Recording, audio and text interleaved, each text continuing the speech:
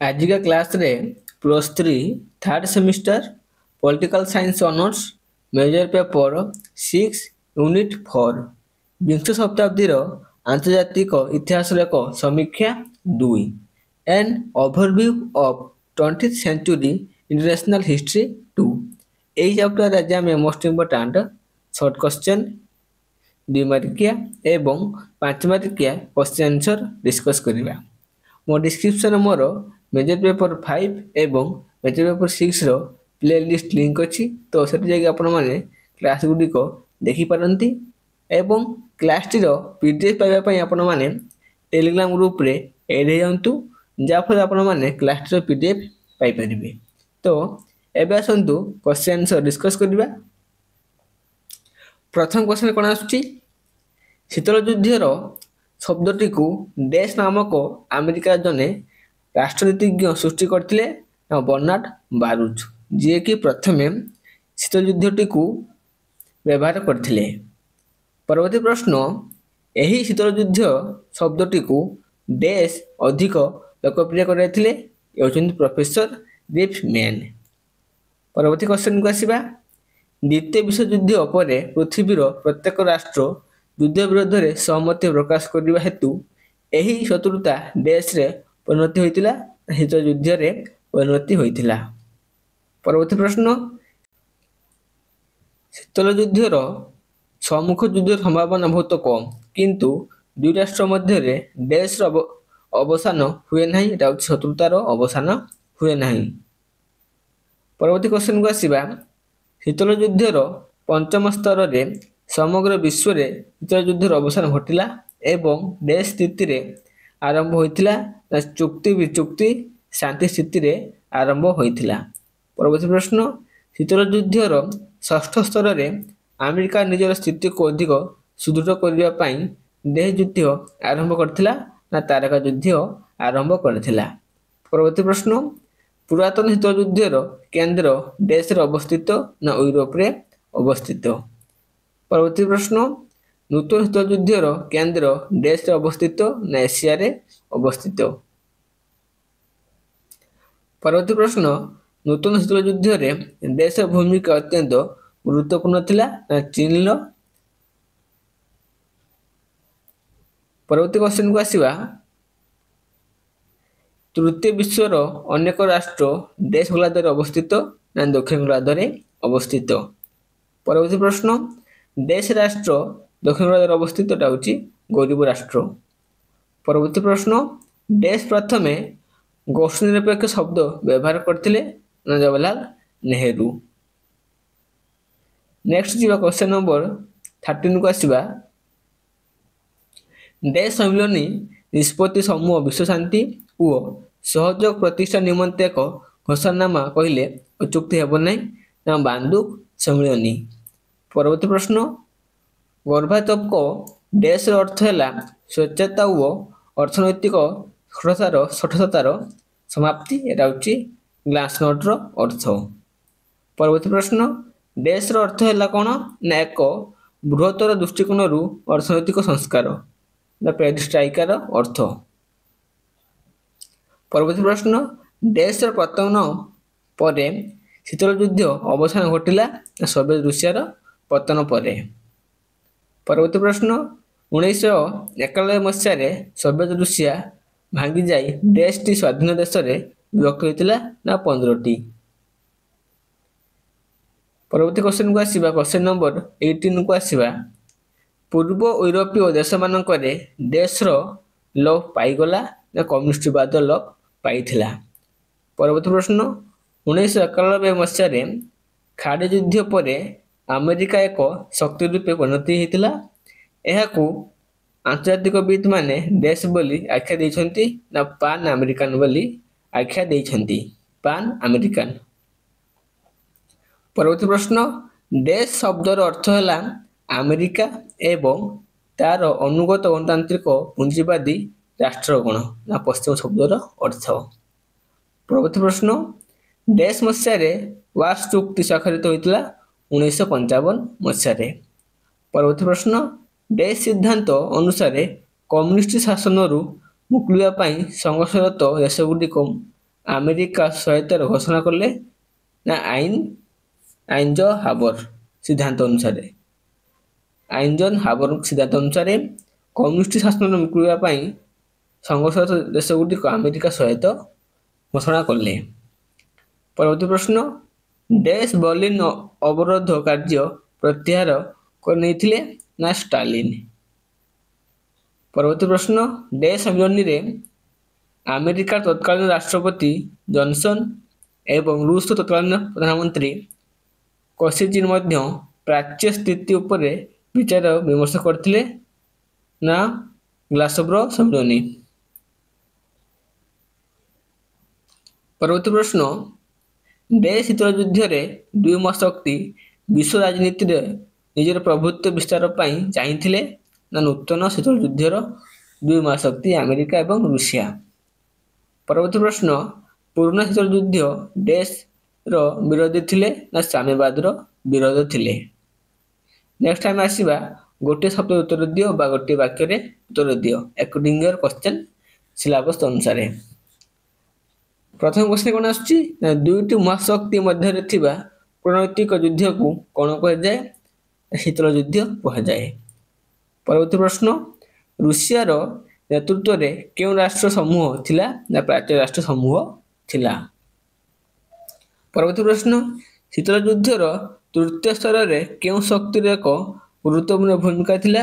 ନା ଆଣବିକ ଶକ୍ତିର। ପରବର୍ତ୍ତୀ ପ୍ରଶ୍ନ, କେଉଁ ମସିହାରେ ଡିସେମ୍ବର ମାସ ସୋଭିଏତ ରୁଷିଆ ଅବସାନ ଘଟିଲା? 1991 ମସିହା ଡିସେମ୍ବର ମାସରେ ରୁଷିଆର ପତନ ଘଟିଥିଲା।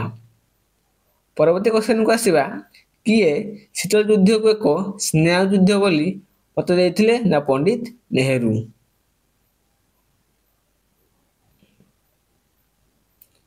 ନେକ୍ସଟ କ୍ୱେଶ୍ଚନ 6କୁ ଆସିବା, ସୋଭିଏତ ରୁଷିଆ ଆଫଗାନିସ୍ତାନରେ ସୈନ୍ୟ ସମାବେଶ କରିବା ହେତୁ ଆମେରିକା ଅତ୍ୟନ୍ତ କ୍ଷୁବ୍ଧ ହୋଇଯାଇଥିଲା ଏବଂ ଏହାକୁ କେଉଁ ସହଯୋଗ ସ୍ଥିତିରେ ଅନ୍ତ ହେଲା ବୋଲି ଘୋଷଣା କରିଥିଲେ? ନା ନିଃସର୍ତ୍ତ। ପରବର୍ତ୍ତୀ ପ୍ରଶ୍ନ, ଫ୍ରାନ୍ସ ଏବଂ ଚୀନ କେଉଁ ଶକ୍ତି ରୂପେ ନୂତନ ଶୀତଳ ଯୁଦ୍ଧ ସମୟରେ ସୃଷ୍ଟି ହୋଇଥିଲା? ନା ଆଣବିକ।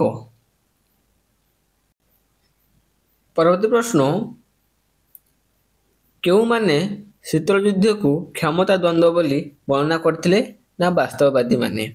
ପରବର୍ତ୍ତୀ ପ୍ରଶ୍ନ, କିଏ ଶୀତଳ ଯୁଦ୍ଧ ଶବ୍ଦର ପ୍ରୟୋଗ ଆମେରିକା ଓ ରୁଷ ମଧ୍ୟରେ ଚାଲିଥିବା କୂଟନୈତିକ ସମ୍ପର୍କ ବର୍ଣ୍ଣନା କରିବା ପାଇଁ କରିଥିଲେ? ନା ରିପମ୍ୟାନ। ପରବର୍ତ୍ତୀ ପ୍ରଶ୍ନ, କେଉଁ ଶବ୍ଦର ଅର୍ଥ ହେଲା ସୋଭିଏତ ରୁଷିଆ ଏବଂ ତାହାର ଅନୁଗତ କମ୍ୟୁନିଷ୍ଟ ରାଷ୍ଟ୍ରର ବର୍ଗ? ନା ପୂର୍ବ ଶବ୍ଦର ଅର୍ଥ। ପରବର୍ତ୍ତୀ କ୍ୱେଶ୍ଚନକୁ ଆସିବା, କେଉଁ ଶବ୍ଦର ଅର୍ଥ ହେଲା ଆମେରିକା ଓ ତାର ଅନୁଗତ ଗଣତାନ୍ତ୍ରିକ ପୁଞ୍ଜିବାଦୀ ରାଷ୍ଟ୍ର ଗଣ? ନା ପଶ୍ଚିମ ଶବ୍ଦର ଅର୍ଥ। ପରବର୍ତ୍ତୀ ପ୍ରଶ୍ନ, ଶୀତଳ ଯୁଦ୍ଧର ଦୁଇଟି ବିଶାଳ ରାଷ୍ଟ୍ର ମଧ୍ୟରେ ବିଦ୍ୟମାନ ଗଭୀର ପ୍ରତିଯୋଗିତା ଅର୍ଥାତ୍ ଚଳନ ଓ ପ୍ରଚଳନର କ୍ରମାନ୍ୱୟକୁ ବୁଝାଏ। ଏହି ମତ କାହାର? ନା ଏହି ମତ ହେଉଛି ଜୋସେଫ ଫ୍ରାଙ୍କଲିନଙ୍କ। ପରବର୍ତ୍ତୀ ପ୍ରଶ୍ନ, ଶୀତଳ ଯୁଦ୍ଧ ପୁରାତନ କ୍ଷମତା ସମତୁଲ ଅବଧାରଣାରୁ ନୂଆ ରୂପ ଅଟେ। ଏହି ଦୁଇଟି ସଂଘର୍ଷ ନ ହୋଇ ଦୁଇ ମହାଶକ୍ତିଙ୍କ ପରସ୍ପର ସଂଘର୍ଷ ଅଟେ। ଏହି ଉକ୍ତିଟିକୁ କିଏ କହିଥିଲେ? ନା ପଣ୍ଡିତ ନେହେରୁ। ପରବର୍ତ୍ତୀ କ୍ୱେଶ୍ଚନକୁ ଆସିବା, ଶୀତଳ ଯୁଦ୍ଧ ନୈତିକ ଦୃଷ୍ଟିକୋଣରୁ ଏକ ଧର୍ମ ଯୁଦ୍ଧ ଥିଲା। ପୁଣ୍ୟ ପାଇଁ ପାପ ବିରୋଧରେ, ସତ୍ୟ ପାଇଁ ଅସତ୍ୟ ବିରୋଧରେ, ଧର୍ମପ୍ରାଣ ମଣିଷଙ୍କ ପାଇଁ ନାସ୍ତିମାନଙ୍କ ବିରୋଧରେ ସଂଘର୍ଷ ଥିଲା। ଏହି ମତ କାହାର ଅଟେ? ନା ଜନ୍ ଫାଷ୍ଟର ଡଲାନ୍ସଙ୍କ ମତରେ। ପରବର୍ତ୍ତୀ ପ୍ରଶ୍ନ, କେଉଁ ସିଦ୍ଧାନ୍ତ ଅନୁସାରେ ଯେଉଁ ରାଷ୍ଟ୍ର ନିଜର ଇଚ୍ଛା ଅନୁସାରେ ସରକାର ଗଠନ କରିବା ପାଇଁ ସଂଘର୍ଷରତ ସେମାନଙ୍କୁ ଆମେରିକା ସବୁ ପ୍ରକାର ସହାୟତା ପ୍ରଦାନ କରିବ? ନା ଟ୍ରୁମାନଙ୍କ ସିଦ୍ଧାନ୍ତ ଅନୁସାରେ। ଟ୍ରୁମାନଙ୍କ ସିଦ୍ଧାନ୍ତ ଅନୁସାରେ କ'ଣ? ଯେଉଁ ରାଷ୍ଟ୍ର ନିଜର ଇଚ୍ଛା ଅନୁସାରେ ସରକାର ଗଠନ କରିବ ସେଥିପାଇଁ ଆମେରିକା ସବୁ ପ୍ରକାର ସାହାଯ୍ୟ ବା ସହଯୋଗ କରିବ।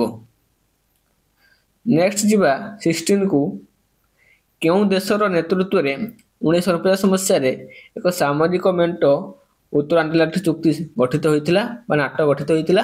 ନା ଆମେରିକା ଦେଶ ନେତୃତ୍ୱରେ। ପରବର୍ତ୍ତୀ ପ୍ରଶ୍ନ ଆମେରିକାର ନେତୃତ୍ୱରେ କେଉଁ ମସିହାରେ ଦକ୍ଷିଣ ପୂର୍ବ ଏସିଆ ଚୁକ୍ତି ସ୍ୱାକ୍ଷରିତ ଗଠିତ ହୋଇଥିଲା? 1954 ମସିହାରେ। ପରବର୍ତ୍ତୀ ପ୍ରଶ୍ନ କେଉଁ ମସିହାରେ ମଧ୍ୟପ୍ରାଚ୍ୟ ଚୁକ୍ତି ସଂଗଠିତ ସ୍ୱାକ୍ଷରିତ ହୋଇଥିଲା? 1958 ମସିହାରେ। ପରବର୍ତ୍ତୀ ପ୍ରଶ୍ନ କେଉଁ ମସିହାରେ ପୋଲାଣ୍ଡର ରାଜଧାନୀ ୱାର୍ସା ଠାରେ ୱାର୍ସ ଚୁକ୍ତି ସ୍ୱାକ୍ଷରିତ ହୋଇଥିଲା? 1955 ମସିହାରେ।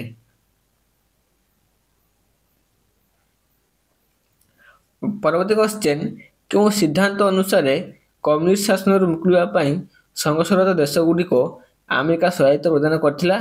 ନା ଆଇନଜନ-ହାବର ସିଦ୍ଧାନ୍ତ ଅନୁସାରେ। ପରବର୍ତ୍ତୀ ପ୍ରଶ୍ନ 1963 ମସିହାରେ ଆମେରିକା ୱାସିଂଟନ ଏବଂ ରୁଷର କ୍ରେମଲିନ ମଧ୍ୟରେ ଟେଲିଫୋନ ଏବଂ ରେଡିଓରେ ସିଧା ସମ୍ପର୍କ ସ୍ଥାପନ ହୋଇଥିଲା। ଏହାକୁ କେଉଁ ରାଜିନାମା କୁହାଯାଏ? ନା ହଟଲାଇନ ରାଜିନାମା କୁହାଯାଏ। ପରବର୍ତ୍ତୀ ପ୍ରଶ୍ନ ମଧ୍ୟପ୍ରାଚ୍ୟ ସଂଘର୍ଷକୁ କମ୍ କରିବା ପାଇଁ 1979 ମସିହା ମାର୍ଚ୍ଚ ମାସ 26 ତାରିଖରେ ଇସ୍ରାଏଲ ଏବଂ ମିଶର ମଧ୍ୟରେ କେଉଁ ରାଜିନାମା ସମ୍ପାଦିତ ହୋଇଥିଲା? ନା କାମ୍ପ ଡେଭିଡ ରାଜିନାମା ସମ୍ପାଦିତ ହୋଇଥିଲା।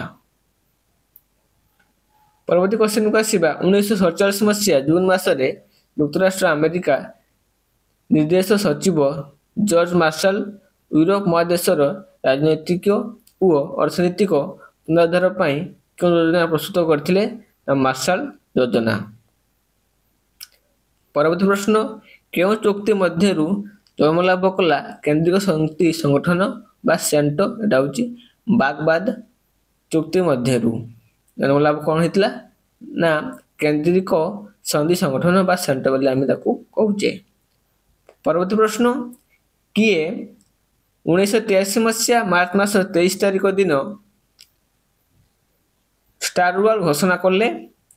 ରୋନାଲ୍ଡ ରିଗାନ। ପରବର୍ତ୍ତୀ ପ୍ରଶ୍ନ କେଉଁ ଯୁଦ୍ଧର ଅର୍ଥ ହେଲା କ'ଣ?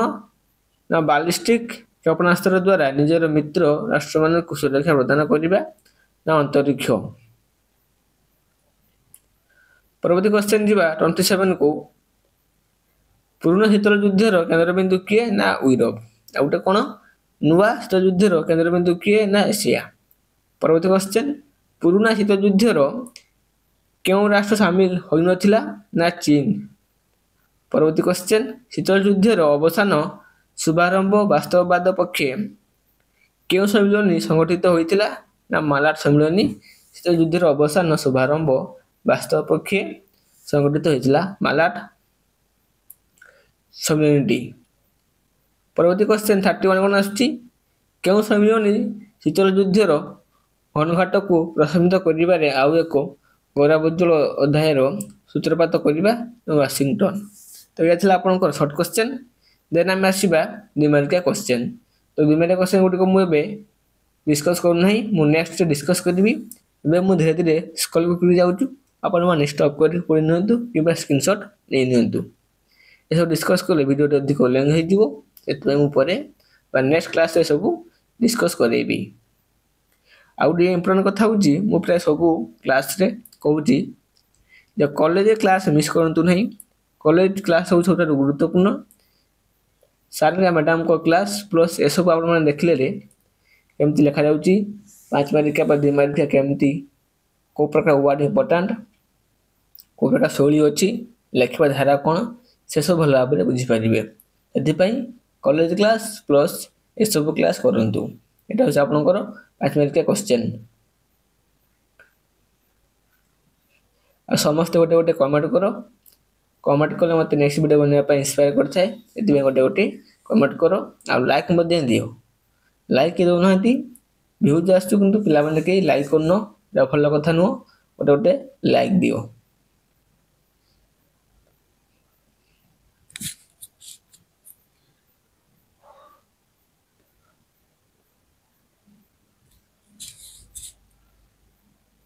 Thank you all.